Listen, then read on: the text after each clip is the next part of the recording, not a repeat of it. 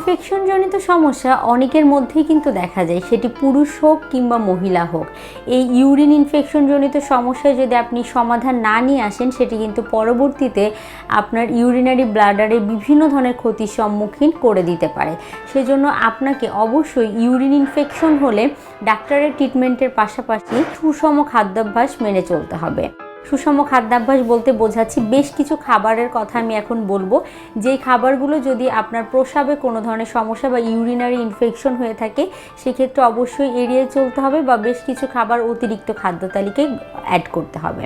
সবার প্রথমে যদি বলতে হয় যাদের ঘন ঘন বা ইউরিন ইনফেকশন বা ইউরিনারি ট্র্যাক্ট ইনফেকশন জনিত সমস্যা হয়, তাদের প্রচুর পরিমাণে পানি পান করতে হবে।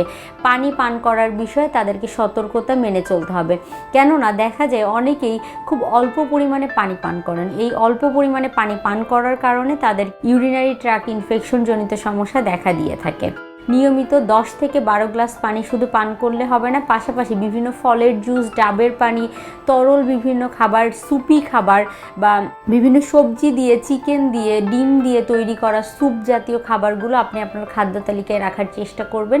তাহলে দেখা যাবে যে আপনার দেহের পানির রিকোয়ারমেন্ট অনেকাংশে পূরণ করতে সেটি সাহায্য করে থাকে। এর পরবর্তীতে যদি বলতে হয় বিভিন্ন ধরনের ইনফেকশন কমানোর জন্য আমরা ন্যাচারাল রেমেডিস হিসাবে